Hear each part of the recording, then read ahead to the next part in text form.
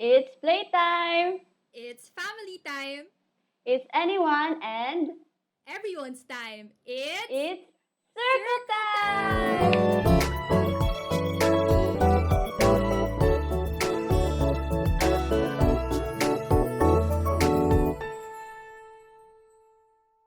So welcome everyone to the very first episode of Circle Time. Before we start, let's give the audience a short introduction about us para naman makilala nila tayo. Baka maging famous tayo, Beep. Tama. So I'll go first. Hi everyone, I'm teacher Joelle. You can call me Athena, Joelle. Pero trip namin today, tawagin akong Joelle eh. Ikaw naman, Beep. Hello everyone to all our listeners. I'm Beep, ang pinakamagandang FLCD freshie. Charot! So nice to meet you all. So Circle Time is a podcast brought to you by FLCD Circle. Through this podcast, we hope to spread awareness about FLCD and also to share our insights and our thoughts on issues and topics surrounding this field. But we also hope to share our knowledge and maybe skills to families and to everyone na rin. Also, of course, for the benefit of future FLCD students. Speaking of FLCD students, after our intros and all that, we will be joined shortly by two very, very amazing FLCD students, and personally, super excited na akong marinig ang mga insights nila. Naman. Ako din. Nakaka-intrigue eh, di ba? To start off everything, and also for the benefit of those who are not familiar with FLCD, let's first answer the question of what is FLCD? Beep, ano nga ba ang FLCD? Nako, mahaba-habang sagot to. Well, for starters, Joelle, BS Family Life and Child Development, also known as BS FLCD or FLCD, is a course under the University of the Philippines, Diliman's College of Home Economics or CHE. It focuses on the study of individual development and family relationship across the lifespan. It has a distinctive focus on the care, development, and education of young children. The discipline takes into consideration the holistic view of human development, integrating material and relational aspects of family life, designing developmentally appropriate programs for children, and custom-fitted family life education programs for various communities and institutions. Grabe ang haba, parang nawalan ako ng hininga doon, di ba? Beep, nagra-rap ka ata. Oo nga, medyo sa umpisa medyo overwhelming, but this is really just the gist, and FLCD is like, there's a whole lot more. That's true. So, Beep, like from that explanation, from that definition na binigay mo, parang, bakit? Parang dapat nasa under education or psychology siya. Bakit nasa home economics, College of Home Economics ang FLCD? Actually, oo nga eh. So, why is FLCD and CHE? Di mo alam ko. Ikaw talaga. So, ito kasi, like, it was first introduced as a specialty for home economics major in the 1950s. So, it was called BS Home Economics major in Family Life and Child Development with the goal of training future preschool teachers for the growing demand of early childhood education back then. And also, even before this came about, one of the main objectives of home economics as a discipline was preparation for marriage and family life. So, kaya nga, napaka-relevant ng FLCD eh. Kahit nga hindi pa nila nire-recognize dati, family life na rin talaga ang focus ng tao Family eh. talaga, family. So, Joelle, another question is, when did FLCD become an official course? Ako na naman. Beep. Siyempre, ikaw. Mas madami kang alam eh. Wow. Kaya mo yan. So, ito nga. Sige. Yung BSH Home Economics major in FLCD was renamed into BS FLCD in 1976 ata, with additional goals which focus on giving instructions to adults who were planning to work in fields related to early childhood education as well as to children from infancy up to 6 years old through the laboratory center. Diba tinatawag yung mga sinasabi nga ng mga ate at kuya natin sa FLCD, yung ano ba yun? Yung CDC ba? Diba? CDC. Tama. Child Development Center. Tama. Sa Oo. when did FLCD begin to have a holistic view on the family? Okay pa naman, no? Ang dami kong tanong, pero kaya mo yan, kaya mo yan. Sige, saglit. Google ko saglit, Joke. Ay, walang Google. It started in 1992. The curriculum of FLCD was revised to include a holistic view of the family, and with that, it was defined as the study of family members, their development, relationships, and the management of family resources. While it is concerned with all the members of the family, it focuses on the child, their nature, and the development and their interaction with their environment. In addition, it takes into serious account family societal influences. Wow, grabe. Kinuha pa natin yun sa FLCD Annual Report ng 1992, Beep! Okay lang yan. Ganyan talaga. Dapat, accurate, diba? Yung information na sinishare natin dito. Pero baka naman, Beep, share mo naman yung experience mo as an FLCD major. Beep, sige na. Oh my gosh! Experience! Nahihiya ako eh. And I think mas ma-appreciate ng ating audience and listeners kung maririnig nila yung insights ng ating guests, diba, Joelle? So, why don't you take the honor of introducing them? Ito na naman, tumatakas ka na naman, Beep eh. Kilala mo talaga ako. Our guests today are two FLCD majors, and both of them are also members of the Executive Committee of FLCD Circle. Give it up for Sam Liao and Ainjelou Arce. Woohoo! Hi, Ate Sam and Ate Joelle. Thank you for joining us today. Can you introduce yourselves as well as why you chose FLCD para mas makilala kayo ng ating listeners? Okay, hi everyone. I'm Ainjelou Arce, but people in FLCD call me Joelle. I'm currently third year, syempre FLCD. And the reason ba't ko pinili tong course na to, actually third choice ko siya nung nag-fill up ako ng UPCAT forms. Pero nung binasa ko pa lang yung mahabang course name, di ba? Kanina pa nila pa ulit-ulit sinasabi, Family, Life, and Child Development. Parang ang powerful pakinggan, but at the same time, interesting din to note ano pa yung ma-offer ng course. Especially kasi yung gusto kong profession, something to do with children. So, yun, isa yun sa mga reasons ba't ako nag-stay sa FLCD. Pero alam ko madami pang reasons at i-discuss namin siya today. Wow, naman. Na-in love ata si Ate Jo sa FLCD. talaga yung sagot niya eh. Okay, so ikaw naman. So thank you, Ate Jo. Kayo naman po, Ate Sam. Okay, so hi everyone, I'm Samantha Liao. Pero ayun, people know me as Sam or Ate Sam. Kasi yun nga, I'm a graduating student already. And yun, as mentioned, I'm part of the executive committee. And yun nga, I'm the president of FLCD Circle. So, wow! Bakit ko nga ba pinili yung FLCD? So, ayun, FLCD actually, yun talaga yung first course choice ko sa UP. Kasi, nung high school ako, I was exposed to I was given opportunities to teach children. So, dahil doon, parang I became interested in learning more about them. And aside from that, may kasunod kasi ako who took masters in family and marriage counseling. So, yun, sobrang na-curious ako as to what that was. And nung nalaman ko na parang FLCD is similar to that, I decided to apply for it. So, wow! Thank you, Ate Sam and Ate Joelle. Grabe, Joelle, sobrang big time pala ng guest natin today. Parang medyo kinabahan ako dito But let's move on to more exciting things. And without further ado, let's jump right into the first segment. Okay, so this is Talking in Circles. Woohoo! Okay. To start, since nasabi na yung history ng FLCD, na-share nyo rin kung bakit, diba, nasa FLCD kayo ngayon, ano naman yung mga advantages that we can gain from pursuing this course from FLCD? Any of you can start first. sige, Jel, do you want to start? Sige, Ikaw na lang muna. Para mas siya yung magka-cup up ng sagot ko.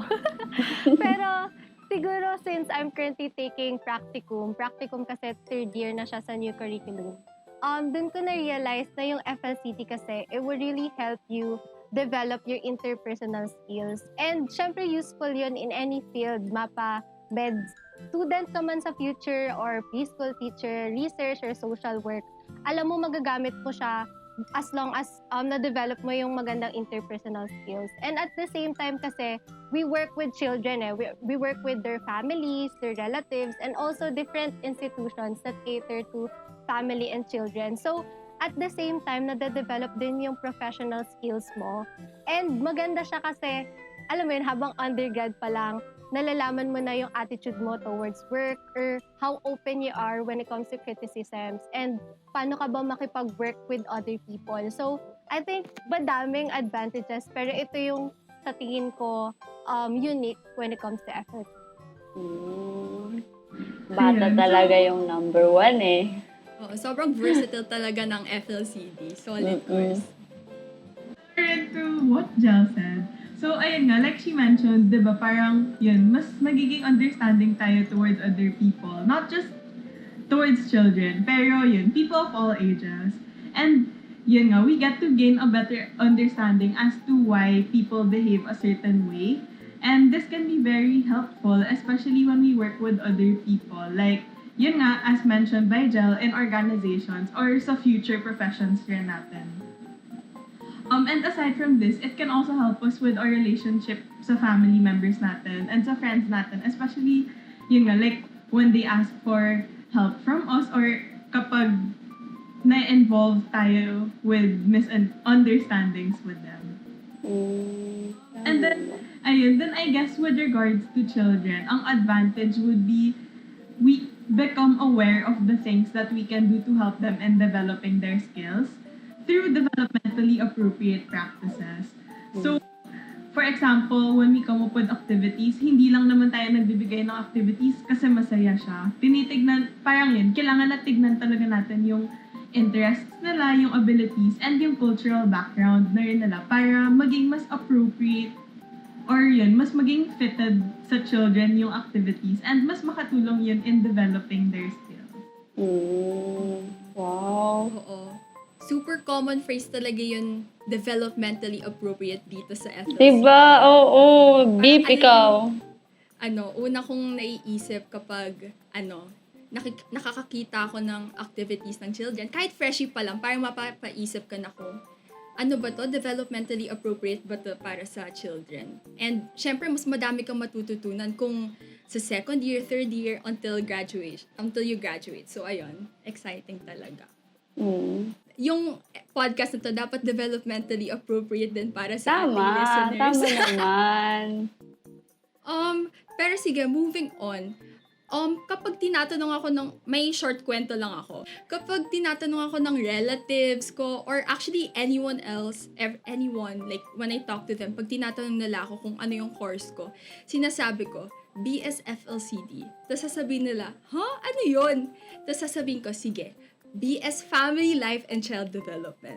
Tapos, parang hindi pa rin nila alam. So, sinasabi ko na lang, ano po siya, psychology na pang bata. Parang ganon. Or anything that just to end this conversation. So, Ate Sam and Ate Jel, what are some stereotypes about FLCD, our course? Ayun. So, sige. I can start, Jel. Para, yun nga, like very similar with what Deep said, na kapag tinatanong rin ako na parang, ano ba yung FLCD? Tapos parang may ibang tao sabihin nila, puro babae lang ba yung nagtatake ng course yun? Or parang, ano yun? Tuturuan ba kayo para maging nanay? Or like, magiging preschool teacher lang ba kayo? So, ayun, those are just some. Tapos, yun, siguro share ko na lang rin. When I first got into FLCD kasi, so that was 2017, parang yun nga, like na-mention ng karamihan ng FLCD majors, na parang yung stereotype na madalas sinasabi ng ibang tao about FLCD is pang nanay, parang yun nga, it's called BS nanay raw, or parang pang babae lang raw talaga siya. So, yun, people really think that we're just trained to care for children. Although, yun, there's truth to that naman. Kasi, yun nga, we learn how to better care for the child. But FLCD is more than just that eh. Kasi diba, yun nga, as mentioned earlier, FLCD also focuses on the holistic development of individuals. So, yun, we study about the individual rin and their relationship with their environment. So, di talaga siya limited to just caring for children. And, ayun, we also have majors where we learn about adolescence, family and marriage, and parent-child relationships. And in these majors, natututunan rin, or parang yun, may natututunan rin tayo about the different life stages. So, that includes birth until late adulthood.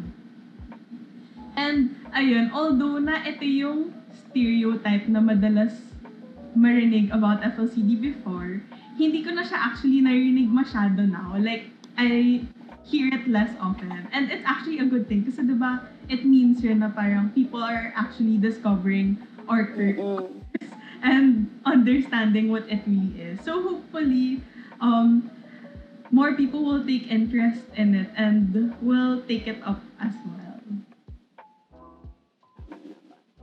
Ano naman, Ate Jel? Like, what were the stereotypes that you heard?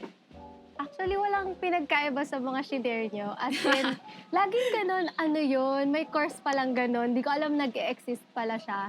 And same with BIP, tinatry kong i-spell out yung buong FLCD, Family, Life, and Child Development. Baka sakali, in that way, mas magka-idea sila about saan ba yung course. Pero wala talaga eh. Or minsan, yung nakukuha ko ang response, kagaya naman ng shinare ni Ate Sam, something to do with pagpa-family or yun nga, pag-aalaga ng bata. And actually nakakatawa kasi ditong quarantine, lagi yung tinatanong, ano nga ulit course mo, Angel? Kasi Angel tawag sa akin dito sa amin eh. So sasabihin ko, Family, Life, and Child Development. Tapos laging ganun sila, tinuturuan kayo maging nanay, maging, paano magpamilya, ganyan. So, ayun, at least kay Ate Sam, medyo bago na yung tingin sa FLCD. Pero here sa amin sa province, hindi pa kasing bago as others. Kasi yun nga, hindi kasi nila gano'n nakikinig or hindi nga sila exposed na may other courses pa, kagaya ng FLCD. Aside dun sa usual na nakikinig nila na pre-med courses or courses na, alam mo yun, yung streamline courses. So, ayun, I hope na with this podcast, mabago natin yung gantong klaseng stereotypes and yung tingin sa FLCD. Yeah, sana nga. Agree ako. Sana talaga with this podcast, mas spread talaga yung word na FLCD is more than just taking care of kids. And it's like really much more wonderful than what people think. So, ayun. Yeah, speaking of wonderful, di ba? You guys mentioned na dito, tinuturuan ba kayo maging nanay? Ano bang pang preschool ba lang? Pang preschool teacher ba lang yan? Mag-aalaga ka lang ba ng bata? So, like, napapaisip din ako nung napasok ako sa FLCD, tinanong ko, saan ako mapupunta nito? Like, where can I use FLCD? So, yun ang tanong ko sa inyo, Ate Sam and Ate Jel. Like, where can we use FLCD in the future beyond our university? Sige, ako naman una, Ate Sam. Siguro, pag personal mo muna yung iisipin mo, syempre magagamit mo talaga lahat na natutunan mo sa FLCD. Kung gusto mo mang magkaroon ng sarili mong pamilya sa future or kahit sa current mong family ngayon. For example, may current akong tinitake na major this sem about siya sa home management. And ang dami ko nang tinitake down notes. So parang, Jel, sa future family mo, ganito daw mag-space management, ganito daw mag-financial management, ganon. And nakakatuwa kasi hindi lang ganong klaseng major yung may experience natin eh. Kagaya nga na nasabi ni Ate Sam, merong about marriage and family life, merong about parent and child relations na, ayun, kung babalakin man natin magkaroon ng family sa future, alam natin na guided tayo with these theories and principles. And it's up to us na lang kung paano natin siya i-apply in a way na, alam mo yun, mas bagay dun sa mabubuo niyong pamilya. Relax naman.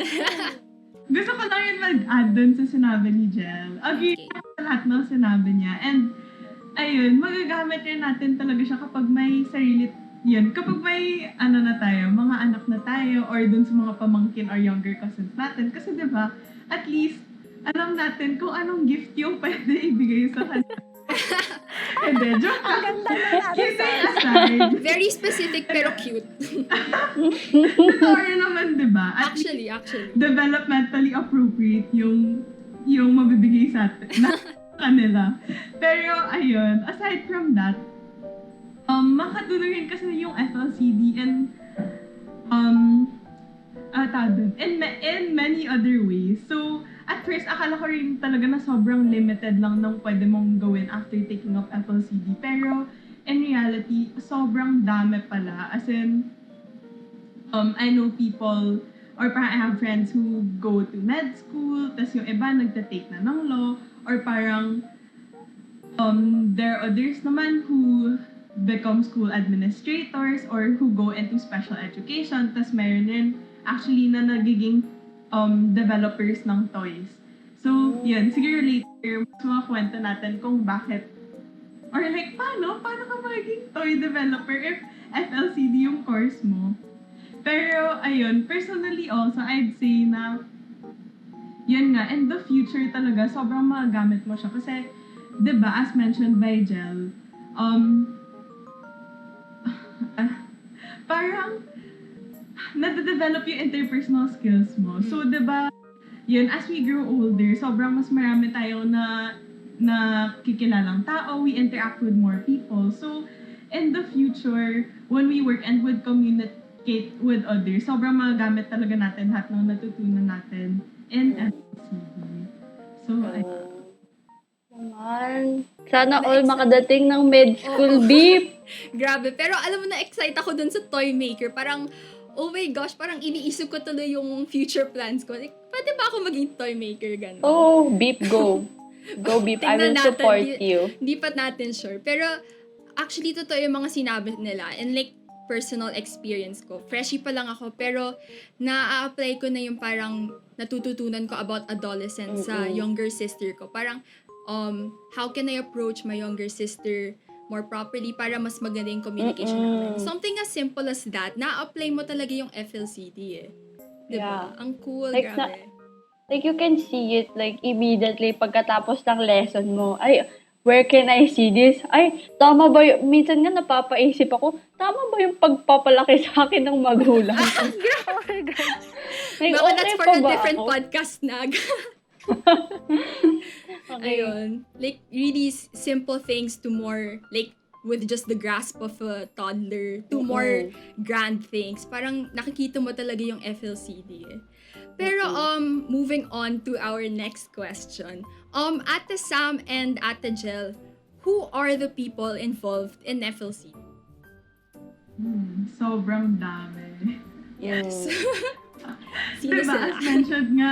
as mentioned nga kanina na parang we also look at how we look at the relationship with their environment. And diba, ang dami talagang tao sa paligid natin. Pero I guess, yun, yung pinaka-important, or yun, yung may pinaka-important role sa FLCD would be the family. Kasi, yun, sila yung nasa immediate environment ng isang individual eh. And dahil dun, sila yung unang nakakapag-influence sa isang bata or sa isang individual. So, yun, that's also the reason why we need to take into consideration and talaga yung cultural background ng isang tao when we guide them, especially in developing their skills. Kasi, yun, parang that's how we'll know kung ano nga ba yung mababagay sila or ano yung magiging fit sa kanila. And, ayun, aside from the family, important rin yung role ng teachers and ng other childcare professionals. Kasi, they're the ones who guide children in their development when the children are away from home or when needed. Like, kunwari daw, may work kasi yung parents, so walang makapag-alaga sa kanila. So, syempre, parang it's the teachers or other childcare professionals nga who guide them. And, sila rin kasi yung mga tao na nagpa-provide talaga ng activities for the child. So, ayun. And they also actually give feedback and suggestions to families as to what they can do for their child to continue developing their skills at home. So, what about you, Jel? May ma-add ka pa ba? Siyempre, naghanda ako ng i-add ko sa kanya. Siguro, aside do sa mga binanggit ni Ate Sam, based from my experience, I know na may mga institutions or organizations na nag-cater talaga for children and families. And share ko lang din experience ko nung second year ako. Nagkaroon kami ng major requirement to visit a center na they rescue children in the streets or those na naka-experience ng abuse, exploitation, and trauma. And sila kasi yung approach nila halos same din with FLCD, as in gusto nila holistic yung way nila to interviewing these children na nagkaroon ng bad experiences from the past. Pero yun, nung na-meet namin yung people behind the institution or the center, nalaman namin na most of them are from FLCD or FLCD graduates. Kaya nung nandun kami sa center nila, sobrang na-excite kami sa possibilities na one of us, kasi group mates kami nun parang sinasabi namin, uy, baka ikaw yan sa future, ikaw yung papalit kay ma'am, ganon. So, yun, from that experience, ma-realize mo talaga na hindi naman sobrang, yun nga, kanina pa natin binabanggit, hindi limited yung pwedeng puntahan ng FLCD. And yung mga ganong klaseng work, feel ko ang fulfilling niya, kagaya ng mga nafe-feel nila when they cater to these kinds of children.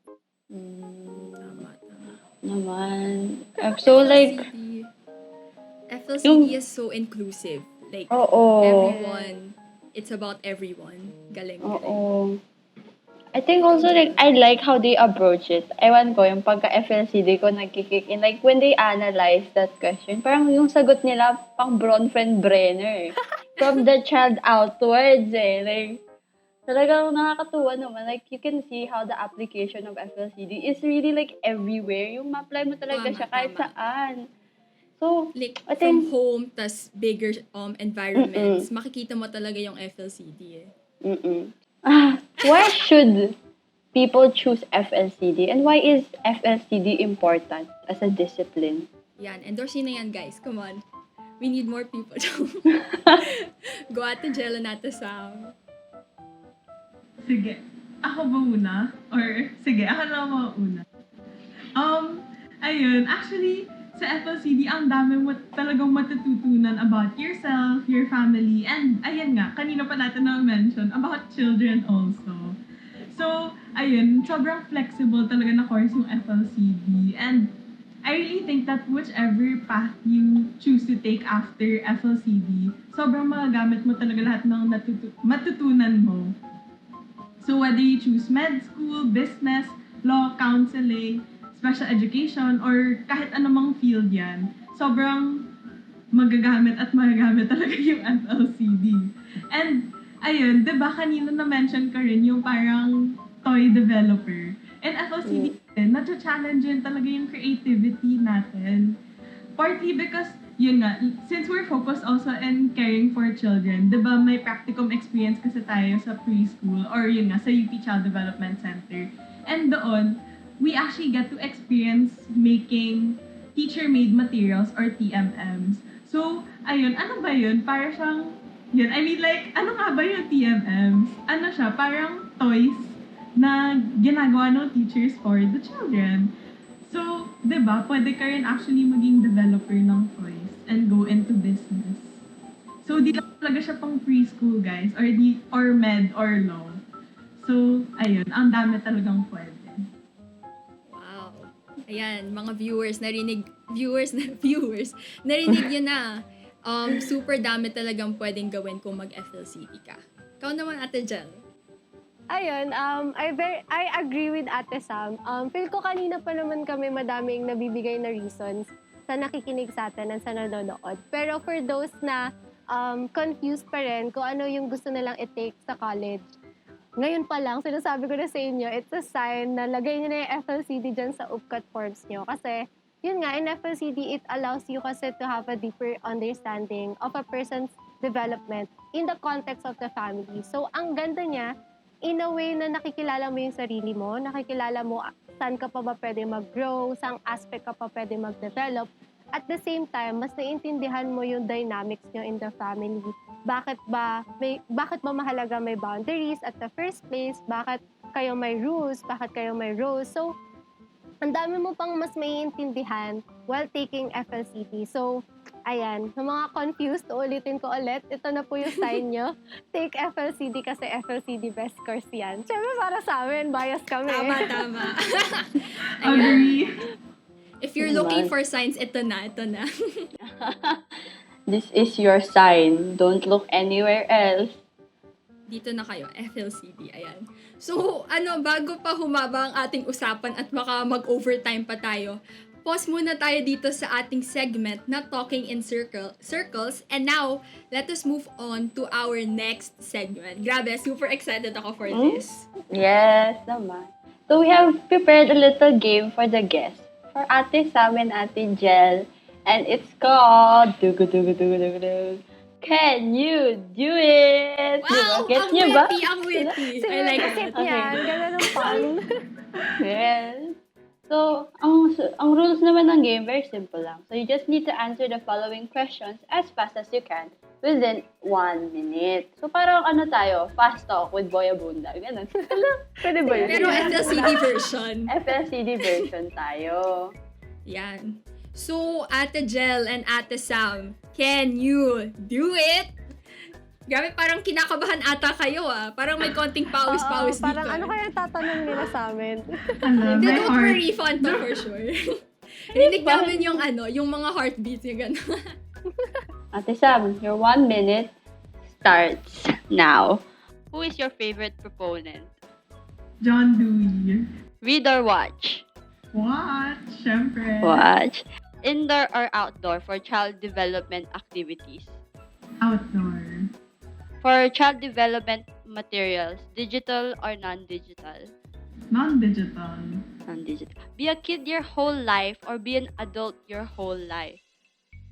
Be a kid my whole life. Favorite children's song? Silipin ang panahon. Favorite storybook? But That Won't Wake Me Up by Annie and Anal Kalumbao. Wow! All brothers or all sisters? All sisters. Sorry Tom- sa sisters ko. Tom or Jerry? Jerry. Learn a new language or learn to play a new instrument? I'd rather learn to play a new instrument. Last question, mountain hiking or beach outing? Beach outing. Beach outing. Wow, naka-11 questions si Ate Sam. Naman. She can Galing. really do it. Pero, tignan natin kung kayang i-beat ni Ate Jel yung record. Charot, ginawang competition. Competitive ako. Okay, sige. Ate Jel, ready ka na ba? Ready na. Ano ba dapat? I can do Game it. ka na ba? Can you do it? Yes, I can. I like the energy. I like the energy. Sige, let's start. 5, 6, 7, go. Favorite proponent? Bronson Renner. Read or watch? What? Indoor, outdoor for child development activities? Outdoor. Digital or non-digital? Non-digital. Okay, non-digital? Ay, sorry. Be a kid your whole life or be an adult your whole life? Be a kid din, syempre. Favorite children's song? Silipin ang panahon din. Pareho pala kayo. Favorite Buddy. storybook? Isang harding papel, nakalimutan ko po sino yung author. Sorry na kaagad. Okay lang yan. All brothers or all sisters? All sisters. Gusto na lang walang kapatid. Okay lang. Tom or Jerry? Tom, Learn a new language or learn to play a new instrument? learn a new language. Wow. Mountain hiking or beach outing? Mountain hiking. Ice cream or cake? Cake. Be able to Okay, sorry. Sorry. Be able to communicate with animals or read babies' minds? Communicate with animals. Have a head too big for your body? And na, time's up. Time's up. Time's up. na. Na-excite. Gustong tanungin yung Gusto buong tuloy-tuloy. question. Pero, na-beat ni Ate Jel yung record ni Ate Sa. Oh, hindi, okay lang yan. All fun, we're all fun. Joke lang. Bawal tayo Ang mga next time, FLCD Ate pa Sam. talaga ay competitive. You can vouch. So, Naman. ayun, grabe. Like, kahit mga short questions, ang dami nating nalaman na new info about Ate Jel and Ate Sam. So, yes. Ayan, so natapos na rin ang final segment natin. And sana through this Can You Do It segment ay mas lalo pa nating nakilala ang ating special guests. Ayan. Mm-mm. So, they can really do it naman, di ba? Oh, So, tama. Siyempre, Um, Ate Jel and Ate Sam yan eh. yeah. Bata tayo dito, Ate Sam, ha? So, sa mga viewers and listeners or audience, saan man kayo nanonood nito. And I hope na mas nakilala nyo ang FLCD through this podcast. And I hope that you are able to, get to know more about, our experiences and learn, something new today. As much as we want to keep talking to you, we have to progress, diba? Do we progress in this stuff? Anyway, we have to go on and end our podcast right here para, may konting cliffhanger for the next episode naman. Para we can look forward to the next podcast. And ayun nga, unfortunately we have our podcast is coming to an end, pero nonetheless we hope that our audience has had a lot to learn. Also, sana na-debunk namin yung mga misconceptions about FLCD, and you overall you learned what is FLCD. So sana nasagot namin yung tanong na yun. And so for this podcast, quick recap lang tayo.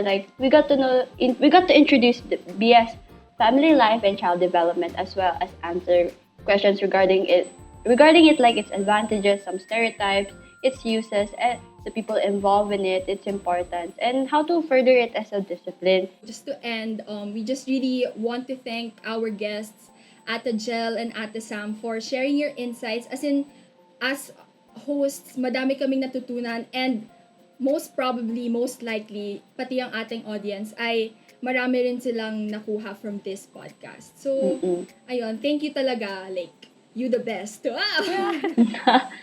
So, this is it. So, we're from FLCD Circle, and this is it for today's podcast. And we hope that you guys will tune in again next time and join us again for our podcast. And once again, we're your hosts for today. I'm Teacher Joelle. And I'm Teacher Beep. From the dot and round, back to the dot. Children and families at the center. It's circle time every last Friday of the month. Mga 6 dinner time para may kasama kayong kumain. Tama. Ayan. So, look forward to our next podcast. Bye, guys! Bye, guys! Thank you! Paalam! Thank you!